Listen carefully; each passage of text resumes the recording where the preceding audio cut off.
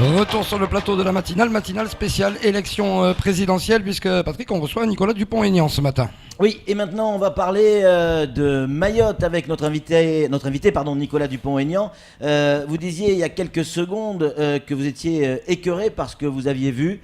On n'a pas très bien compris qu'est-ce qui vous a véritablement écœuré. C'est quoi? C'est les rues? C'est le décalage. C'est le décalage entre le potentiel de votre île. Oui. C'est aussi la vôtre. L'ardeur. On est en France. Oui, mais je le sais. Mais la vôtre, vous vivez au quotidien, c'est pas péjoratif, au contraire. La qualité des personnes qui sont là, leur attente de la France, et l'espèce de démission de l'État, c'est-à-dire qui nous représente tous, nous Français. Le sentiment d'un gâchis. Et le sentiment qu'on pourrait faire tellement de choses et que vous avez envie de faire tellement de choses, que nous avons envie de faire tellement de choses. Et quand il y a le désordre, quand on voit construit partout des habitations illégales, quand j'ai reçu hier les femmes leaders qui m'expliquent que l'État, qui est censé défendre l'intérêt général, est toujours au service des clandestins et jamais au service des Mahorais, c'est insupportable, c'est tout. Il ne s'agit pas de rejeter les uns pour servir les autres, il s'agit de rappeler la loi républicaine, de la faire appliquer et de prendre les mesures, notamment d'investissement indispensables pour vivre bien dans notre île. Et j'emploie le nôtre à dessein. Vous avez pu rencontrer les autorités, et notamment le préfet de Mayotte? Non, parce que le préfet n'a pas voulu me voir. Je pense que c'est parce que nous sommes en période électorale. J'espère en tout cas qu'il fera la même chose pour tous les candidats. Mais moi, ce qui m'a aussi impressionné, écœuré, parce que j'ai le sentiment qu'avec un peu de bon sens et un peu d'investissement de l'État, on pourrait remettre droit les choses très vite. Et je propose plusieurs solutions. L'immigration, parce que c'est la question clé. Oui, à Mayotte, tout le monde parle que de ça. Mais c'est normal. Si on ne règle pas la question migratoire, on ne réglera pas la question des équipements, la question de l'école, la question de l'hôpital, etc. Comment vous le réglez si vous êtes président de la République? Première décision, suspension immédiate du droit du sol. Suspension immédiate du droit du sol. Pour que partout aux Comores, on sache que si on accouche à Mayotte, on ne devient plus automatiquement français. Ça, c'est la base de tout. Ce qui d'ailleurs va forcer aussi les Comores, et moi je ne suis pas dans l'idée d'une guerre avec les Comores, je suis dans l'idée de redéfinir les relations entre la France et les Comores, car si on ne règle pas la question des Comores, on ne réglera pas aussi la question de l'immigration. Donc je veux le faire dans un bon environnement. Mais il faut être très ferme. Suspension du regroupement familial. Deuxièmement, investissement en moyens, vedettes, pour immédiatement arraisonner les arrivées, les mettre en centre de rétention et les réexpulser avec fermeté. D'ailleurs, ça fera partie d'une politique nationale pour contrôler les flux migratoires dans l'ensemble de notre pays. Car les désordres que vous connaissez, puissance 15, au Mayotte, on les connaît pareil en métropole. Un État socialiste a démissionné, et d'ailleurs ça avait commencé chez les prédécesseurs, c'est pas nouveau. C'est-à-dire que l'État s'est évanoui, ne défend plus les Français. Il faut à un moment défendre nos concitoyens, sans excès, sans rejet de l'autre, la loi républicaine. Donc si on fait déjà ça rapidement, la nouvelle loi que je veux faire voter sur les centres de rétention où les personnes peuvent rester 18 mois, mais c'est-à-dire qu'ils ne sortent pas du centre de rétention. Quelqu'un qui est sorti du centre de rétention, il n'entrera plus jamais, il n'aura plus jamais la nationalité française. On va maintenant mettre fin à ce désordre. Parallèlement, il faut mettre fin au désordre de l'insécurité. Mais ça dépend aussi de loi nationale. Vous savez, je suis élu de banlieue parisienne. Vous faites le lien entre immigration et insécurité? Mais quand vous placez des gens dans la clandestinité, obligatoirement, vous avez des conséquences en matière d'insécurité. C'est mécanique. C'est pas parce qu'ils sont étrangers, c'est parce qu'ils sont dans des conditions impossibles. J'apprenais d'un élu d'ici qu'il y a 3000 à 5000 mineurs isolés. Oui. Mais comment voulez-vous y arriver? Mais quelle démission de l'État? C'est insupportable de faire ça. J'ai reçu une dame hier, des femmes leaders. Quand vous pensez, elle pleurait devant moi, mais elle pleurait. Elle me disait, il y a une construction illégale au-dessus de la tombe de mes parents. Au-dessus de la tombe, je vous passe les détails. Elle me dit, les toilettes sont sur la tombe de mes parents. Mais quelle indignité! Et l'État, le préfet, qu'est-ce qu'il fait? Incapable d'expulser. Il y a les ordonnances de jugement. La justice a frappé. Mais est-ce qu'on est en République? Non, on n'est plus en République. Et c'est une forme de mépris pour les Mahorais. Ok, Et je n'accepte pas ce mépris pour les Mahorais. vous faites quoi Si on est en à part République, le droit du sol, qui est un droit des, du sol, un des piliers contrôle quand même de nos frontières. de notre beau pays. Hein. Oui, mais il y a un moment, la il est liberté, détourné. le droit de l'homme, Mais il est détourné. l'égalité, Mais- fraternité. Oui, mais il est détourné. Donc on peut le suspendre. Mm. Je ne dis pas de le supprimer, je dis de le suspendre le temps de remettre ça. de l'ordre. Et puis ensuite, rétablir l'ordre. C'est les lois que je propose au niveau national. Fin des peines alternatives. J'apprends qu'il y a plus d'avantages à la prison de Mayotte qu'à l'hôpital, quand même. Ça veut dire que... Mais c'est toujours la même chose. Les honnêtes gens sont accablés d'impôts. S'il y a un petit problème sur votre maison, vous aurez l'État qui va venir vous emmerder. Et puis en revanche, le clandestin, il fait tout. C'est l'inversion des valeurs. Alors, ça suffit pas. J'ai un autre programme pour Mayotte. Il faut investir. Avec Gilles Martin, notre représentant, on y réfléchissait beaucoup. On a beaucoup travaillé. Avec 300 millions d'euros. 300 millions d'euros de plan d'urgence sur 2 ans. Pas en 2025, parce que 2025, et après ça sera 2035, on vous balade depuis des années, ils sont tous venus vous faire des promesses. Moi je veux un plan d'urgence pour régler la question de l'eau, pour investir dans les classes qui manquent, pour avoir un vrai recensement. Parce que les dotations des communes sont faites sur des faux chiffres. Comment vos maires peuvent s'en sortir? Voilà, ça y est, il y a eu cette promesse de Valls qui oui, a été... la promesse. Voilà, mais apparemment c'est acté, on va Eh ben, avoir il y a un intérêt à se recensement dépêcher. annuel. Eh bien, ça va permettre d'augmenter les dotations des communes. Et puis d'investir écoles, routes, eau, les choses élémentaires. Mais est-ce qu'ils accepteraient... C'est quoi, c'est un plan Marshall en fait? C'est un plan Marshall. Il y a 300 millions en 2 ans, c'est pas la mort. Hein. Ouais. Et on peut le faire. Quand on voit les gaspillages qu'il y a à Paris et dans ma région... C'est ce avec qu'il des faudrait à milliards Mayotte, 300 d'euros, millions en 2 ans. 300 millions tout de suite, en 2 ans, et on met sur la table. Et on le fait avec les élus locaux, mais on est clair. À un moment, on agit. On discute pas des heures, on agit.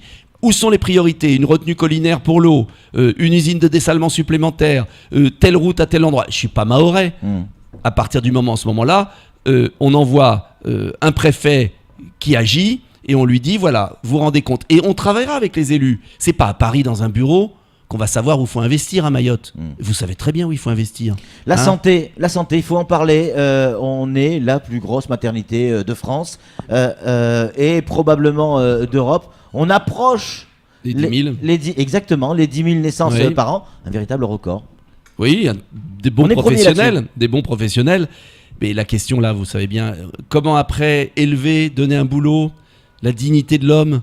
Vous savez, moi ce que j'aime pas, c'est cette espèce de fausse générosité de nos belles âmes qui nous gouvernent en France depuis tant d'années. Parce que eux, ils vivent dans les beaux quartiers à Paris, ils supporteraient pas le quart du 10e, du 20e de ce que vous vivez. Moi je suis élu de banlieue parisienne, à 20 km de Paris, 20 km. Je suis pas à Mayotte. Eh bien, j'ai des situations indignes. Pareil. Et quand je vais à l'Assemblée voir les ministres de gauche ou de droite, ils sont extérieurs. Tant qu'ils n'auront pas devant leur porte ce que nous vivons, vous à Mayotte, moi dans ma banlieue, ils réagiront pas. C'est pourquoi ça va exploser. Simplement la question que je pose. Qu'est-ce qui va exploser? La politique française, mais la question que je pose. Si c'est exploser pour partir vers le Front National et après avoir une France divisée avec d'énormes problèmes et pas de solution, on aura gagné quoi? Donc moi je dis aux Français, balayez ceux qui sont là, mais en revanche réfléchissez par quoi vous les remplacez. Alors certes je suis moins connu, mais nous progressons et nous avons une course de vitesse pour présenter cette belle alternative. L'éducation nationale. Évidemment que ici c'est un problème, c'est quelque part lié, il ne faut pas se mentir, à l'immigration. Alors la solution c'est de construire des écoles. Sauf qu'on est sur une île et que tôt ou tard, du terrain il n'y en aura plus. Alors comment on fait? Comment on fait? D'abord, je vous l'ai dit, tout est suspendu à la suspension du droit du sol et au contrôle des flux migratoires et aux expulsions. Combien de temps il faut la mettre en place, cette application? Tout de suite, Non mais combien de temps? Elle doit durer combien de temps? le temps qu'il faudra. D'accord. Je peux pas vous dire, je suis pas Madame Soleil, je suis pas une voyante. Ce que je sais, c'est que si on ne rétablit pas l'ordre à Mayotte dans les mois qui viennent, ça finira mal. Et après, ce sont des activités économiques qui s'en vont, ce sont des touristes qui ne viendront jamais. C'est condamné à mort, l'île. On n'a pas le droit de faire ça. On n'a pas le droit de faire ça. Et je peux vous dire que je repars, là je vais à La Réunion, mais après je reviens à Paris. Vous transmettrez nos salutations à François Fillon, parce qu'il ne vient pas à Mayotte. Oui, je regrette, parce que je vais vous dire, ils veulent pas voir en fait. Ils veulent pas voir ce qu'ils ont créé. Évidemment, on a parlé. C'est ça qui est choquant. Non, bien sûr, on a parlé de l'éducation nationale, mais j'aimerais qu'on revienne encore sur, et vous l'avez évoqué en partie, mais plus profondément sur l'économie. Mayotte va mal. Sur le plan économique, on le voit, nos entreprises vont pas bien. Elles vont pas bien, il y en a beaucoup qui s'arrêtent. Et pourtant, il y a des talents. Qui partent. Il y a du talent, Il y a des effectivement. talents. Comment relancer l'économie ici à Mayotte? L'économie sera relancée d'un côté si les chefs d'entreprise ont le sentiment que l'ordre est revenu, que l'État ne se défile pas. Et puis, il y a un plan d'investissement qui va relancer le bâtiment, la construction de logements, qui va relancer les routes. Il faut investir. La commande publique. Moi, vous savez, j'ai été élu maire d'une ville qui était en faillite en 95, dans la banlieue parisienne. J'avais 30 ans. J'ai relancé, tout le monde m'a dit il faut faire des économies. On a fait des économies, mais parallèlement, on a investi beaucoup. Eh bien, ça a relancé, ça a redonné de l'espoir. Vous savez, les gens, ils ont besoin aussi d'espérance. On ne peut pas vivre dans un territoire qui se meurt. Il faut redonner de l'espérance. Qu'est-ce que c'est 300 millions d'euros pour la France? Est-ce qu'on tient à Mayotte? Moi, j'y tiens. Et je serai le président qui s'occupera des ultramarins. Parce que c'est un atout pour la France. C'est pas seulement...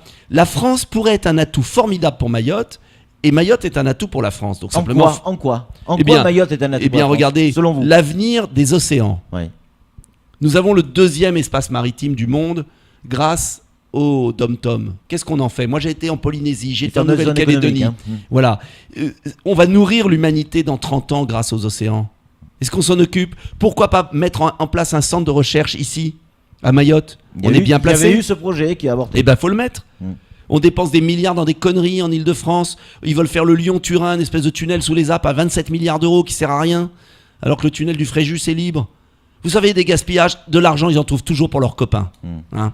Donc maintenant, ça suffit. Si vous étiez 300 millions, c'est pas grand-chose pour Mayotte, et je peux vous dire, c'est pas grand-chose pour la France, c'est beaucoup pour Mayotte. Si vous étiez à la tête de la France, à la minute où on parle, oui. Avec le problème de l'eau que l'on a actuellement, vous prenez quoi comme décision là maintenant? D'abord, je demande le conseil de quelqu'un de compétent de Mayotte. Parce que moi, je ne sais pas ce qu'il faut faire pour l'eau. Ouais. Ce qu'on m'a dit, ce que Gilles Martin me disait, c'est que si on avait su investir dans une retenue collinaire supplémentaire, 15 millions d'euros, c'est pas cher. Dans les temps. Dans les temps, on n'en serait pas là. Deuxièmement, il faudrait une usine de dessalement de secours supplémentaire. Voilà tel que je vois le problème. Mais moi... Non mais pour l'urgence, parce que construire la retenue collinaire... pour l'urgence, il faut amener un tanker d'eau. Il y a des gars dans le sud qui n'ont pas d'eau. Il faut amener un tanker d'eau. On amène un tanker d'eau, point. Est-ce qu'on est capable... J'ai vu que madame... la sous-ministre de l'Outre-mer, qui aurait dû être virée après des paroles aussi indignes, était venue avec la charité pour donner 500 000, pour donner des citernes dans les écoles. Vous parlez d'Erika Barait ? Oui, je ne sais plus son nom. De toute façon, on s'en souviendra plus bientôt. Mais c'est une honte. Mais oui, mais c'est une honte. Mais quel mépris. Mais vous réalisez le mépris. Ils osent venir faire ça. Mais enfin, il y a un moment quand même. On est ministre de la République, on n'est pas ministre d'un... enfin quand même, c'est pas d'une opérette. C'est des affaires sérieuses. Comment voulez-vous que les petits jeunes... Moi, je vois... Hier, on est rentré du Nord parce que j'ai voulu aller visiter l'île. Je vois toute cette jeunesse le long des rues. Mais qu'est-ce qu'ils pensent de la France? Qu'est-ce que ça veut dire être français? Quelle dignité on leur donne? C'est important, ça. Parce qu'on risque de le payer très cher après. C'est pas, pas trop tard. C'est jamais trop tard. Et je veux dire aux Français qui m'écoutent, il est jamais trop tard pour se relever. Samuel Baucher, le rédacteur en chef de France Mayotte Matin, une question à vous poser. Les prestations sociales à Mayotte sont à hauteur de 26% du droit commun. La retraite complémentaire existe, elle est validée par ordonnance de 2011, elle n'est toujours pas mise en place pour Mayotte. Les retraites sont à un niveau plafond de moitié moins élevé qu'en métropole. La CMU-C n'existe pas. Est-ce que le droit commun doit être appliqué à Mayotte? Oui, progressivement. En revanche, moi je ne suis pas le Père Noël. Donc je dis très clairement les choses. Sur le quinquennat, il faudra le faire, mais progressivement. Je pense que l'urgence, la solidarité, la première solidarité nationale, c'est le plan d'équipement et de remise en ordre. Et puis progressivement, mettre en place la retraite complémentaire. Avec mon programme des 8 milliards d'euros que je récupère à Bruxelles, je vais pouvoir faire, sans que ça coûte un centime de plus au budget national, justement cet effort pour les petites retraites qui profitera aux Mahorais. Mais pour le reste, il faudra y aller progressivement sous un plan par étapes, pour qu'à la fin du quinquennat, on puisse aligner. Cette départementalisation, elle prendra du temps. Si aujourd'hui, je venais vous dire, allez, dans 2 mois, on rase gratis, Dupont-Aignan arrive et tout augmente, les gens qui nous écoutent se diraient, c'est un charlot. Et moi, je ne suis pas un charlot. En revanche, ce que je peux promettre aux Mahorais, et je les appelle vraiment à voter massivement pour moi, c'est que ça enverra un signal très fort aux partis traditionnels qui ont échoué, hein, sans tomber dans les excès du Front National. Parce qu'il faut une voie sage de développement, et j'offre enfin une réponse énergique sans les dérives du Front National. Ça, c'est important, je pense, pour tous les Mahorais. C'est quoi pour vous les dérives du Front National? C'est très simple, c'est qu'il y a une vitrine qui est bien mieux qu'avant. Parce que Marine, c'est pas son père, il faut le reconnaître. Mais l'arrière-boutique, il y a des gens qui sont pas toujours... voilà. Et moi, chez nous, on cache personne. On est gaullistes, républicains sociaux, il n'y a pas d'arrière-boutique. Donc, il n'y a pas d'ambiguïté. Il n'y a pas d'ambiguïté chez moi. On sait où on va. Et on peut regarder sur Internet. Hein. J'invite tous les Mahorais à aller sur mon site Internet. Qu'est-ce qui ferait le général de Gaulle, là? Personne ne peut lui faire parler sur Mayotte. Je peux pas dire, je suis pas le général de Gaulle. Oui, attendez, méfions. Moi d'abord, je suis pas le général de Gaulle. Hein. De la modestie, un peu de modestie, s'il vous plaît. Allez, une réaction? Non, c'est terminé. C'est déjà terminé, mais moi je veux bien rester demain. Hein. Vous m'invitez. Hein. En tout cas, merci d'être venu, d'avoir répondu clairement à nos questions. Comme tous les candidats, on a consacré 2 temps de parole pour cette élection présidentielle. On aura certainement l'occasion de vous retrouver sur ce plateau prochainement. Allez, c'est tout pour cette émission spéciale. Tout de suite, la suite de nos programmes. Et merci à vous.